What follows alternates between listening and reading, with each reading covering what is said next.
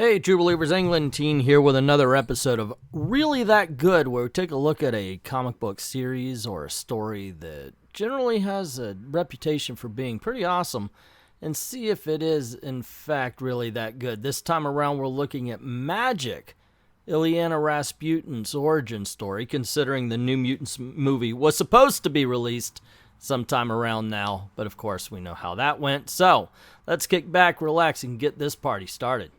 As always, we take a look at the covers first, and in this case, I don't know how this works as a first issue cover to drag people in. Obviously, we got Storm and Illyana trying to sell it as an X-Men book, but most of the X-Men aren't even looking towards the audience, so it's like, okay, who's the strange character in the black leotard?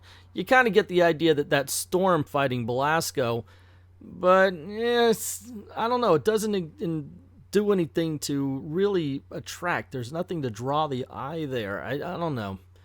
You tell me what you think in the comments below. To me, this one is a bit of a miss. Not a complete miss, but just a bit of one. The book itself, so it starts off with a somber Illyana Rasputin, and she kind of gives everybody a little heads up of what's been going on, and we see some flashbacks of what happened in X-Men number 160 when the X-Men were fighting Belasco, especially at the end when he grabs onto Illyana and she disappears for just a few seconds, and when she reappears, she's a teenager, almost as an adult, as we are told later in this series.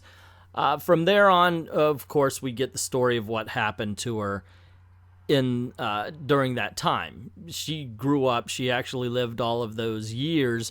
And in this particular issue, we get Belasco taking her. He takes a bit of her life force. He puts it in this into this medallion, and supposedly, when all of the drops are in the medallion, she'll succumb to evil and become just like him. But along the way, she's got to learn the magic. Now, Storm saves her from having all of this done at once and brings her back to her palace. And this is where we get to here, basically, this is what goes on in Limbo, and this is what happened between him and Storm and everything. It's a decent story. Most of this is set up, and this is the characters, this is what happened, and this is where we're going to go from here, or where are we going to go from here anyway. It also points out the limitations. Why isn't Storm just, since she knows magic and controls the weather, why isn't she just going off and dancing all over Belasco's head? And we find out that if she really does let loose, she'll lose control and become evil, just as Belasco is. And that's going to serve later as a warning to Illyana for using her power. And of course, we see Kitty Pryde is actually turned into a bit of a cat, which I'm thinking, guys, you're taking the cat thing and the kitty part a little bit too literal. Her name is Kitty because it's short for Catherine, not because she's part cat. So I don't know, I guess it's something to play. It was a good visual. I definitely didn't think about this when I was 13 and reading it. This is just something I thought of as an adult. Overall, it's a decent first issue. It's a little bit wordy, but that's Chris Claremont for you. At least you're getting a lot of story. I mean, there's not a wasted panel in here. Everything is forwarding the story, or at least forwarding the characterization. And for that, you just got to give good marks to it, because you really do not get that kind of storytelling today. The cover for the second one, okay, this is a bit more eye-popping, and this is a bit more catchy, because you obviously see Nightcrawler, who you could recognize. Now it's been established who the little girl is. That's Illyana. And why, in fact, is he going after her? So you want to find that out. I think this cover works a lot more. It wouldn't have worked as the first issue, but it's definitely a pretty strong one for where it is.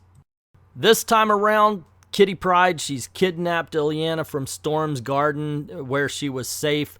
Now, Kitty Pryde believes it's not magic that's going to be defeating Belasco, but just cold, hard steel. And she uses her sword skills and her phasing powers to basically fight other demons and creatures that are all over. Now, when they get attacked, Illyana finds out that she has the power to control these little portals that can teleport her from one area to the other, and she teleports to one place where she sees Colossus dead, and apparently that's Sim's lair. He attacks her. Kitty Pryde comes in, saves her, brings her out into the wastelands, the desert lands, in order to teach her how to take care of herself as they're traveling to Belasco's castle, because Kitty Pryde believes that the two of them can defeat him, her magic and the steel, the whole 9 yards. This is all about Kitty Pryde and what she's been going through, and it's all about, you know what, this is kind of a weaker issue. I'm thinking about all of this, I'm like, yeah, mainly because it's the same thing told twice. You know, Kitty Pryde says, the magic's not going to help you, this is steel, and then they go through a little fight, you know, she gets a saber tooth, and she's like, oh, don't trust that magic stuff. When they get to the castle, that's when they see Nightcrawler, and his mind's been tormented and kind of shape-shifted by Belasco into being evil, and he attacks Illyana, and Kitty Pryde ends up sneaking up behind her, pulling his leg into the floor, and when he's in pain, shoves a sword through his heart. It's that was pretty shocking back in the day. You know, now it works, it's okay, except for the middle part, though. I've got to say, this book is a little bit weaker. I mean, it is good, but that middle part is a bit weaker, I have to say. Once you get to Belasco's castle here, it picks up again, because the danger becomes, I don't know, more palpable, more real to the characters. He, of course, Belasco finishes the transformation of Kitty Pryde into a cat because Catherine, and we see him draw that extra bit of blood from Illyana. Overall, like I said, a decent issue, but not as strong as the first. Okay, take a look at the third issue's cover here. This one struck us back in the day. This one's like, okay, so what's going on? Now Illyana has to kill Storm, of all people, so what's going on? This is a pretty good cover. If you're, definitely if you're a 13-year-old kid in 1983, that's when it really worked. The face looks a little off on Illyana, to tell you the truth, but I do like the blue, the white, the contrast of colors on it. It works. And this does serve pretty well as the, I guess this would be the second act or third act. No, it would be the second, where you're having the character get to their lowest ebb. Right here, she's captured by Belasco. Kitty Pryde's absolutely animalistic at this point. Storm is too weak to go and do what she needs to do. So everybody's at their lowest point. And what this really is about is Illyana's choice to either accept or to deny the offer of the evil power that she's being offered here by Belasco. And it's okay. It's not actually, I know I'm coming down on this thing, mainly because, and I'll tell you the truth, I actually had to look through this one. I had to check my notes more to think about what happened in this issue than any of the others. So I was like, wait a second, what does happen in this one? Oh yeah, this isn't, and that's the reason. This is not a plot-driven book. This is all about character. Definitely the third issue right here. Sure, things happen. We see her controlling the portals. This, we find out, is her mutant power. At one point, she even runs into the New Mutants, which shows up in, I do believe, an issue of the New Mutants. And we find out what's going on this side, that she's going all over not just space but time, to the point where at one point she sees Storm in her demon form defeat Belasco, and by defeating him, she becomes completely demonic because she let go of that one part that was human that kept her back. You know, she just went full demon and ended up crouched over and becoming a slave to him. Also, we get more Sim, and I do like the character, and but really the crux of it is the battle of Storm and Belasco, and the fact that Kitty Pryde decides to help the evil, and which ends up getting Storm killed. So now you have our hero, our Illyana, having to take care of business herself. She kills Kitty Pryde, and then she has to take care of Aurora, but little does Belasco know that by actually killing Storm, she's releasing her. and making her completely free from the evil that that Belasco placed upon her. See, now I could see this being a good cover for the first issue. As we see Illyana, she's completely demonic in this one. She's got the tail, the whole 9 yards. The only difference is, and I'm sure they did this so you would recognize her on the cover, is she doesn't have the red skin that she gets when she accepts her entire demon heritage and so forth and so on. If the third book is all about how our heroes are at their lowest point, the fourth one has to be about redemption. And this is Illyana getting back to Storm's garden. It's about her trying to think of and figure out and how to work the good magic that Storm had tried to teach her in the first issue. She had already, and by the way, I do have to take one moment because my mind just went there.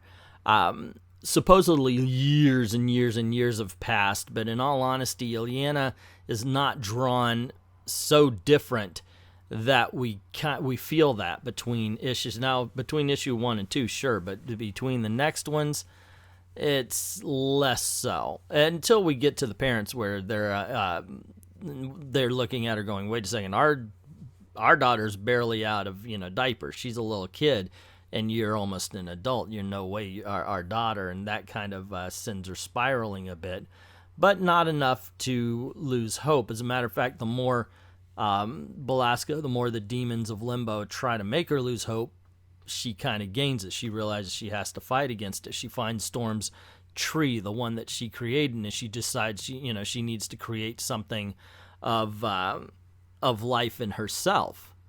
And over we see her try and fail. As a matter of fact, it isn't until she decides to create something evil in her. She pulls out what's now called the Soul Sword, and she decides, okay, now this will do the trick. But at first, you could take that as, only when she accepts her evil can she defeat evil. But you could also see it's creating something good out of it to defeat it, and that's what I got out of it anyway. So she goes back, and Sim starts up. She attacks Belasco. Sim comes in to help. She immediately cuts him down and then begins to fight Belasco. And the more she fights, the more she finds herself becoming powerful. And you find out that Belasco himself has masters who seem to be abandoning him for her. So she's gaining more and more power as she begins to defeat Belasco. So the more she defeats him, the more she's able to. It's kind of weird. But in the end, she decides, no, I'm going to be good, and I won't kill Belasco, which, of course, he gives this, I'll be back someday, Illyana, and you'll regret the day you didn't kill me, and all that kind of stuff. And, well, there you go. That's the 4 issues. So is Magik really that good? It's all right. It's all right. There's, the art is fine. It works for it. There are some twists, especially in 1983 when this was all brand new, and we don't see Illyana running around nowadays. It worked, and but the thing is it's not 1983 right now. It is a repetitive book. I could say it's good, but yeah, I mean, is it really that good? No, it's all right. If you can find it cheap enough, it's a decent read. I wish I could sing its praises. I wish I could tell you it's everything and a bag of chips, but no, you got to leave the chips for a while. It's just everything. It's what you expect from a 1983 X-Men, and you know what? That is not a bad thing. But that's just my opinion. What is yours? Let me know in the comments below, and don't forget to click like, share, subscribe, and ring that notification bell if you haven't done it already. Now, if you do like the video, by all means, click on one of those videos that are popping up right around you right now, and if you don't mind helping out the channel, going over to Patreon, to Ko-Fi, or even into members only at I Love Comics, and drop $1 in the till. Helps keep making videos for you. I'd like to thank everybody who's already done that, and to everyone, all of the true believers, thank you very, very much for watching.